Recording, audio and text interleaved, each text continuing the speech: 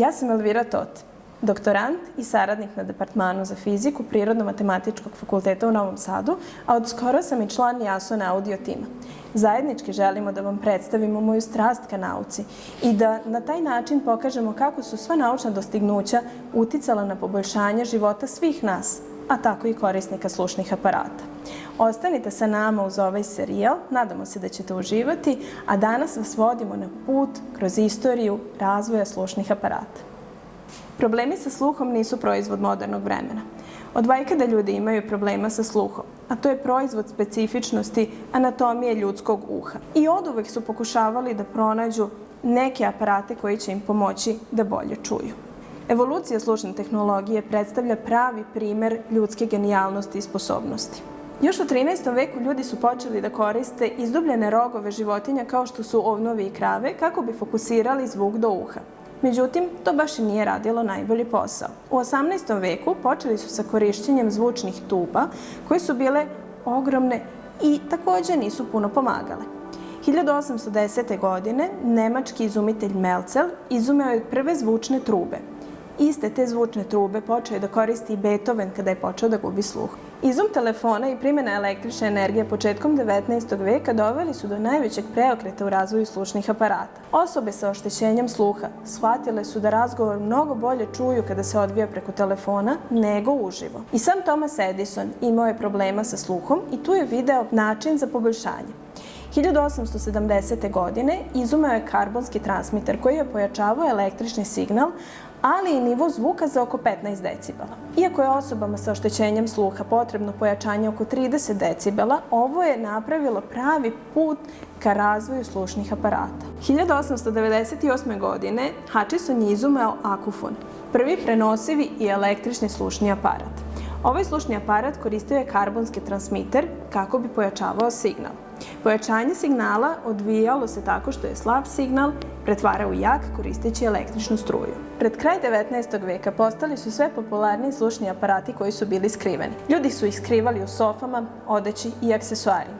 Ali nažalost, ovi skriveni slušni aparati nisu rešavali problem osoba sa oštećenjem sluha, već su ga samo skrivali. 20. vek donosi vakumske cevi koje su značajno pojačavale električni signal, a samim tim je i nivo pojačanja zvuka bio za oko 70 decibela. Tada nastaju prenosivi slušni aparati koji staju u malu drvenu kutiju. Međutim, mana ovih slušnih aparata je bila ta što je pojačavao sav zvuk, a ne samo onaj koji je korisnik želeo da čuje. Tehnologija razvijena nakon Drugog svjetskog rata 40. godina dovela je do razvoja elektronike i baterije veličine dugmeta.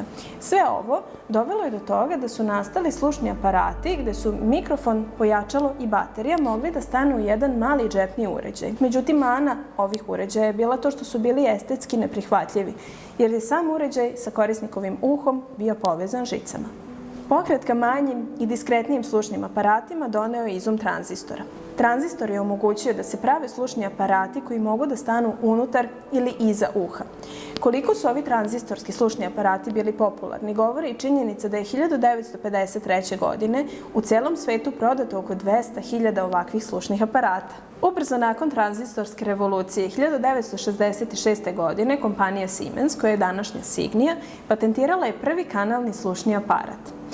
Ova kompanija i dalje mnogo računa vodi o funkcionalnosti, udobnosti i estetici. 80. godine prošlog veka donele su digitalne čipove.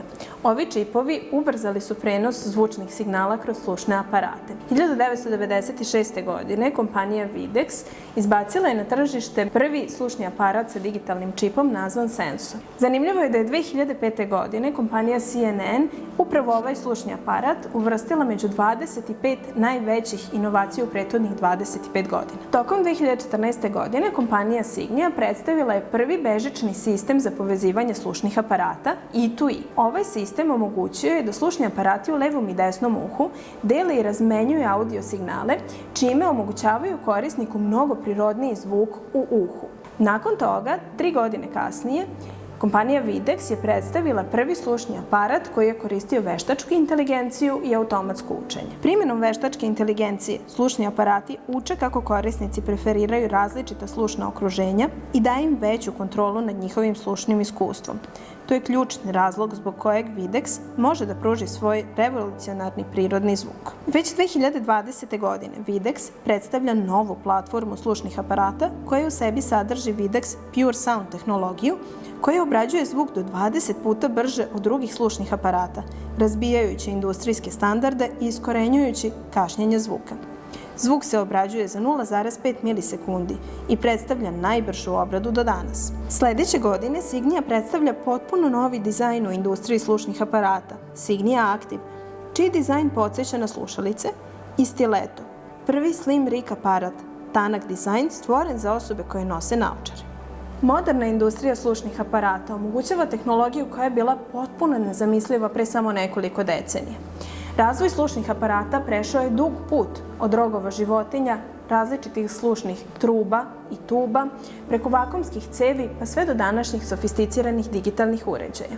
Ove inovacije, koje su predvođene brendovima kao što su Signia i Videx, omogućile su osobama sa oštećenjem sluha da na drugačiji, mnogo kvalitetniji način percepiraju svet oko sebe. Danas smo prošli jedan dug istorijski put razvoja slušnih aparata. Kao što vidite, oni su bazirani na mnogim naučnim otkrićima. Ova naučna otkrića poboljšavaju kvalitet života osoba sa oštećenjem sluha, ali ne samo njihova, već svih nas. I dalje vas očekuju zanimljive epizode u kojima ćemo govoriti kako druge tehnologije utiču na svakodnevni život osoba sa oštećenjem sluha i nas.